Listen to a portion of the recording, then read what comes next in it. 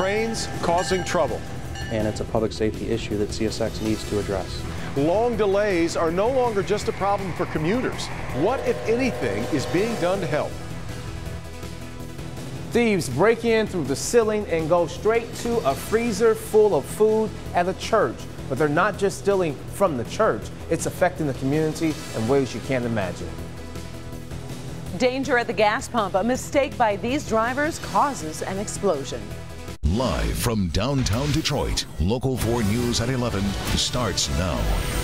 Good to have you with us. Our top story, a new chapter in the ongoing saga with long delays at railroad crossings across Metro Detroit. And now the fallout from those delays. Local authorities say they're helpless because the train company is under federal regulation. We bring in Jason Colthorpe live in Plymouth with some movement now on that front. Jason. A little bit, Devin. And as much as people complain about the trains, and believe me, they do, it's hard to catch any conversation in a town like this near these tracks that isn't about the trains. They don't hate them. They've coexisted for 100 years. They just want to be able to talk to CSX and companies like this. But they've done that now. And since they're not listening, people here are hoping CSX will listen to Washington. It could be 5 minutes, it could be 20 minutes, it could be an hour. Or even 9 hours. That's how long it was recently that a CSX train blocked a crossing. Definitely has hurt our lunch business. Marissa Tressler is trying to run a restaurant in downtown Plymouth. You know, they have limited time for lunch, and if there's a train, they're thinking, I'm going to go to downtown Northville or I'm going to go on 5 Mile. They're not going to come here. It has a ripple effect. Christy Holmes' daughter has already been late for school 3 times this year when the bus driver was caught behind the train. She ended up having to make the decision, I've got a bus full of kids, we're this late. She rerouted, took them all to school, and came back for my daughter. This is a Southeast Michigan problem. It's not just a Canton problem. Canton Public Safety Director Joshua Meyer and other area officials met with CSX in 2015 and again last year. And we saw a brief relax where CSX was actually correcting the problem, but we're back to square one. You can even see an ambulance waiting right now, and CSX has apologized to the people affected by this. In a statement it sent me, reading in part, we understand the frustration of local residents and drivers, and we continue to take this matter very seriously. CSX appreciates the community's patience as we work through this issue. It's not good enough, though, for U.S. Rep. Dave Trott, who's calling for a congressional investigation of this issue in the name of safety. If I can't get a fire truck or an ambulance to the scene of an emergency or a police officer to the scene of an emergency, that's a public safety issue. Yeah, it really is. And you saw that ambulance. You want to talk about safety and ripple effects. Also, neighbors will say at crossings like this, there are speeders now. People gunning it, just trying to get over the tracks simply because they don't want to get caught behind a train because they never know how long it's going to be. And that's causing some accidents. And they say it's just another effect of these trains. We're in Plymouth tonight. Jason Colthorpe, Local 4. Well, Jason, railroads are a federal matter. So could federal legislation end up coming out of this? Well, they're hopeful. There's no word on that yet. They're hoping this congressional examination might strike a little fear into CSX. But the one thing I have heard so far isn't anything about legislation. It's about that the train industry has a lot of lobbyists. So it's going to be an uphill battle, Devin. All right, Jason. 2 students from Cranbrook schools say they were sexually assaulted at an off-campus party. The Oakland County Sheriff's Office says the girls, ages 16 and 17, filed police reports after attending the house party in Oakland Township last weekend. Police are not releasing much more than that, but do confirm they are investigating. One woman remains on the loose tonight, one in connection with that deadly shooting of a manager at an O'Reilly Auto Parts store. A 23-year-old woman believed to have been the shooter was arrested today.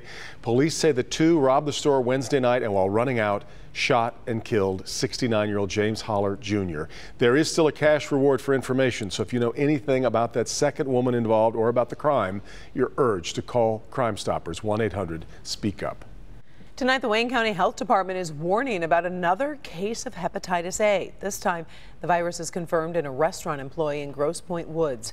The employee worked at Champs Rotisserie and Spirits on Mac. If you ate at that restaurant between October 10th and October 30th, you should be on the lookout for symptoms. But if you ate there on or after October 20th, the health department says you should get vaccinated by November 13th. There have been over 480 cases of hepatitis A in Southeast Michigan since August of 2016. For the second time in months, a church on Detroit's west side is fixing repairs after thieves broke in. But as our Jermont Terry explains, they are not stealing valuables. Instead, food meant to help the community. The New Hope Life Ministries Church is set here at the corner of Tyerman and Livernois for nearly 4 decades, and it has seen the good and bad of the community. But in recent weeks and months, it seems like more bad is trying to come inside the church, and it's affecting more than just church members. Well, we serve dinner and dessert and stuff. Dinner at New Hope isn't likely thanks to this mess. Be careful here, the floor is slippery. If you think the floor looks bad, check out the ceiling. Someone dropped in sometime this week and ransacked the church. This cooler is empty. Gone are the essential food items. Probably hot dog, burger, buns, whatever, and some meats. All foods Bishop Haram Jones and members use to load food boxes.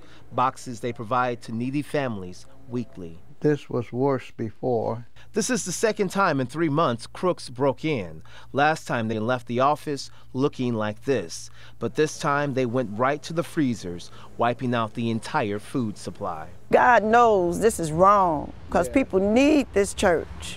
Right. You know what I'm saying? And I'm one of the ones, when I ain't got, I can come. But with empty freezers, we look forward to our box on Friday. There isn't a box for Joyce Jenkins to pick up. Nothing that I can do but try to find another one that can help my needs. And now the Miss Jenkins in the neighborhood are without. And what you gonna take from people that ain't got nothing? It would normally be enough to hold them till money comes. And since it's the second break-in, the bishop hopes the thieves realize their theft goes beyond the church walls. And they steal it from God. And as they work on the roof to fix the hole that the crooks left behind, they're hoping that these crooks will fix their hearts and realize who they are truly affecting. Reporting on the west side, Jermont Terry, Local 4.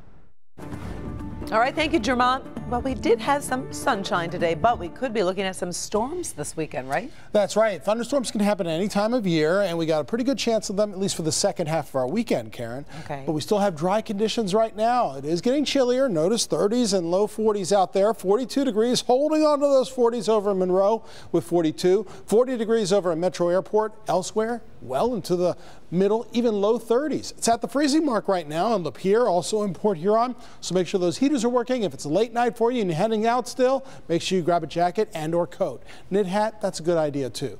Now we have some moisture out there. You can see that to our west, but much of this not reaching the ground just yet. There's a better chance of showers for us as we get into tomorrow afternoon. First, it remains dry right now. You can see 39 for our friends in Adrian, 37 in Ann Arbor. Your storm timeline goes like this. Remaining dry tonight. Saturday, tomorrow, showers return, but late in the day, and a better chance of thunderstorm activity on Sunday. Will any of it be severe? There's a possibility. We'll chat about that in your 7-day forecast coming right up. All right, Andrew. 3 students involved in an alleged hazing incident at Fordson High School are now charged. The students are all sophomores and each charged with a count of assault and battery. Prosecutors say a 13-year-old freshman was assaulted by 3 junior varsity football players, one of them exposing himself to the boy. The JV players are due back in court November 20th. Pontiac Silverdome finally has a date with demolition. The former home of the Lions will begin to come down on December 3rd. It will start with a partial implosion at the top that will cause the structure to collapse. The full demolition is expected to take about a year to complete. A brand new gallery at the DIA is now celebrating the art of Japan. It combines historic and contemporary works of art. There are sculptures, paintings, artifacts, even an interactive exhibit called The Tea Table that educates users on tea and why it's so important in Japan. To mark the opening of the new permanent gallery, there will be celebrations at the DIA tomorrow and Sunday featuring Japanese dancers, martial arts, and food. And food, apparently. Yes. Get my attention. It looks beautiful, though. You never know what's going to happen when you leave out a bowl of candy on Halloween. But what one of these kids did when he found the bowl empty stunned the homeowners, and they want to find him. It's one of the more wild chases in recent memory. The man who jumped on the roof of a minivan while running from police earns his sentence today. But coming up first, he's got a sack of socks, and he's on a mission. I saw the need and I acted on it. He really wants to help somebody who's helpless. We'll hit the streets with this young fella to find out what's motivating him to change the lives of those in need. He's a child going into some of Detroit's neighborhoods that need help the most. I saw the need and I acted on it. What this young man is doing is inspiring thousands. A couple years ago, Rudy Washington was sitting in his Taylor home with his mom, and she was reading that socks are the item that is most needed but least collected for the needy. So Rudy's response, what? Let's start a sock drive. Yeah. Well, his mom was like, oh, I'm not so sure. But then she did say, okay. Rudy had no idea what was in store and the worldwide attention he would receive. This is where I used to get vocal practice, right? This is how Rudy Washington, or Rudy the Sock Man as he likes to be called, spends much of his days. I saw the need and I acted on it. Nice seeing you again. In the car with his dad and mom. I'm in 7th grade now. Looking for people to help. Putting others before yourself. Uh-oh, look right here. On this day, he's in Detroit. Hello, sir. I saw you had no shoes on, and I bet you're freezing, so I just want to give you a pair of socks. Word spreads quickly on the sidewalk. You can have. And the socks are handed out in a matter of minutes. Probably feel better, don't it? The family takes time to even put a pair of socks on a man that has a hard time bending over. Glad we can help you, okay? When you talk to the 7th grader, it doesn't take long to realize he is wise beyond his years. Some of these people that I meet are amazing, but their appearances may not be so well. As my mom always says, don't judge a book by its cover. You have to read the book to know the story. Rudy says the story is folks need help. He's handed out more than 50,000 pairs of socks since he first started his sock drive 2 years ago. How are you? Good, you? One of his frequent stops, the Detroit Rescue Mission. The last time he stopped here, he dropped off 4,000 pairs of socks. Rudy, when he came and blessed us with the very good idea, most people think it's enough to feed them or enough to shelter them, but they don't know that they are in need for things to keep them warm in cold weathers, and socks is a very important idea. Rudy's parents couldn't be prouder. Rudy encourages me. He gives me hope, knowing that he is our future. You can't see how far my chest is sticking out, you know. I know. Proud dad moment. They help organize the sock drives that have received donations from all over the world. People ship us socks all the time from all over the world, literally, like from the UK, Right. London, and that's why we're the sock family. I want to tell you how proud I am of you. And the sock man is gaining lots of attention. Just recently, MSU's coach Izzo congratulated the 12-year-old. And his awards, presentations, and media presence is growing on social media. Just look at his Instagram account. I saw an opportunity, then I jumped right in and took that opportunity. The 7th grader is also making rounds on the speaking circuit, encouraging others to set a goal and go after it. I had to turn tragedy into triumph. That tragedy he mentions is the bullying he experienced in school. So serious, he was homeschooled, and now travels to teach about no bully zones in school. I go out to elementary schools and middle schools raising awareness about bullying. A busy, busy young man. So what's next? I'm gonna push this forward, and I'm gonna try to do this my entire life. And if this doesn't go well, then I'm gonna have a backup plan. I'm gonna go to college and make the best of me. Recently, Rudy and his family moved to Georgia, but that does not stop him from making trips back to Detroit and dropping off those thousands of socks that he collects. By the way, if you'd like to know more about his fight against bullying or to help donate to his socks drive, we posted a link to his website on the community page of our website, clickondetroit.com. A very impressive young man. He really is. I hope the bullies are paying attention to what he's doing. He's changing some lives. He really is, and great. he would not let them affect him. And Yeah. now look at what he's doing. Yeah, fantastic. Here's a look at what defender Kevin Dietz is working on for Monday night. In an emergency, every second counts, and 911 operators can be the difference between life and death. Are you bleeding? Yes, ma'am. My body hard. I'm going to get ready to die. Are you a mental patient? 911 save lives, and training dispatchers save lives. A Defender investigation discovers many communities, big and small, are skipping out on dispatcher training. But why? That would be a question to ask the administration. Michigan has some of the best training in the country. So why is your local dispatcher skipping it? The Defenders, Monday night at 11. If you were outside or near a window, it was hard to miss this. It was a gorgeous night. Look at that moon, so big, so bright. and they're calling it the beaver moon. Look this up. Yes. Yeah. Early November, a beaver moon. And Karen, thank you very much for reminding me. We chatted about this before the show. The beaver moon, known in folklore, Native Americans would set their beaver traps during this time of year. Yeah, wild and gorgeous tonight. Well, it was This is beautiful. going to be really bright tonight and tomorrow. Yeah, full moon is the nerd in me. 12:23 a.m. So that's late tonight, early tomorrow There morning. you go. But nearly full for tomorrow night if you can catch it. But we'll have cloudier skies tomorrow. So make sure you catch it later on tonight. Cool. All right. All that nerdy stuff aside, we still have, in plain speak, lower temperatures later tonight, and it'll be downright chilly, or cold if you will, with temperatures that will be in the 30s overnight. Middle 30s in many of our near suburbs, including Troy, also around the center line and Warren area, and close to around 40 degrees or in the upper 30s right here in the city of Detroit. I mean, it's already 40, so we'll see it go down a couple more notches by dawn tomorrow. Wind chill 37. Not too brutal. Winds are light right now. Now, as we go into tomorrow, hey, we've got football, ladies and gentlemen. Both big games, Michigan State and Michigan, right here in southern Michigan, in East Lansing. 42 degrees by 10 a.m. tomorrow morning. And for tailgaters, you want to make sure you pick out your favorite green and white jacket in order to stay warm. Same thing during the game. And grab your ponchos as well, because showers start to develop and move in toward the end of the game. And everyone looking forward to a Spartans win over Penn State. In the evening, Minnesota versus Michigan. Showers will definitely be around in the evening hours. So for tailgaters late in the afternoon, 5 p.m., temperatures will be in the low 50s. Maize and blue ponchos will be needed over at Michigan Stadium, because during the game, kickoff is at 7:30 p.m. Good chance of at least scattered light to moderate showers. Also over this weekend, we move back. We fall back 1 hour, so remember to do that. Also, this time of year, always a great idea to change the batteries in all your detectors, smoke detectors and carbon monoxide detectors. Out there right now, some temperatures are already near freezing. 34 for our friends in Romeo, already at 32 degrees in K-Pac and around Emmett. A little bit warmer, but still chilly just to our south. South at 94 in our south zone, upper 30s and low 40s. 41 degrees over in Monroe. We've got an area of low pressure and a warm front up to our west. You're going to see a couple of showers brewing in parts of Iowa at this hour. This warm front is on the way. That gives us a chance of showers late tomorrow afternoon. And right on its heels for Sunday is a cold front. That will be showers and the possibility of thunderstorms.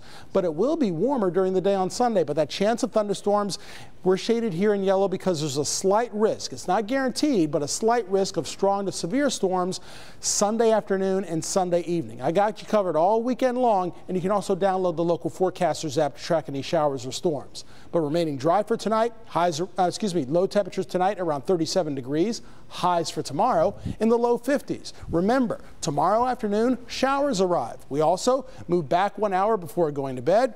Then as we go into Sunday, warmer with highs in the 60s, but that cold front brings showers and thunderstorms for the afternoon and evening. After that, chillier next week with 40s by Tuesday when we go out and vote under partly sunny skies. Look at this live shot we just came across. Absolutely amazing. You can still check out the Beaver Moon or the Hunter's Moon, the full moon that is still over downtown Detroit and the rest of southeast Michigan. Look nearly straight up in the sky. Absolutely really gorgeous. Yeah. Looks spooky really cool. with those leaves. Nice shot. All right, Thanks, Andrew. Yeah.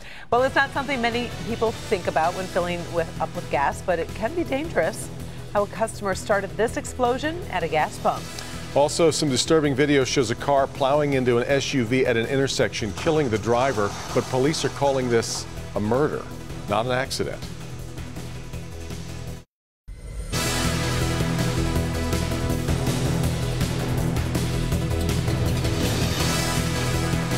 Unbeatable. The man who led Detroit police on this wild chase on I-75 is heading to prison. Duron Sherrard pleaded guilty to fleeing, resisting arrest, and possession of a controlled substance. A judge sentenced him to 1 to 20 years in prison. The ATF is offering a $2,500 reward for information on this gun store burglary in Roseville. A man broke in through the roof of Peter's indoor range and gun shop last month and took off with several weapons. If you have any information, contact police. A horrible crash in Milwaukee, and police say this was not an accident. It was murder. That's because the suspects were speeding, ran a red light, slammed into a car, then jumped from the wreckage and ran from the scene. An innocent driver was killed in the crash. Police are still looking for the driver responsible and that person's passenger. You see those no smoking signs at the gas pumps. Well, they're there for a reason. 2 drivers in Arkansas learned that the hard way. Look at this security video showing flames shooting up the side of the car. One man tries to get the nozzle away from his car. Then the flames spread from the car to the pump. Fire is said to have started from a lit cigarette. Luckily, though, no one was hurt. A California family caught a sweet act of kindness on camera this Halloween. A family left a bowl of candy out on their doorstep while they went trick-or-treating. When they got home, well, they discovered the bowl was empty. The family decided to check their security camera to make sure it wasn't just one kid who took it all. What they found was a boy taking candy from his own bag and then placing it in the empty bowl for other trick-or-treaters. Isn't that great? The world is still good. Yes. Yes. An act of kindness that he had no idea anybody would see, which is the best kind. Bernie's got sports, and it's next.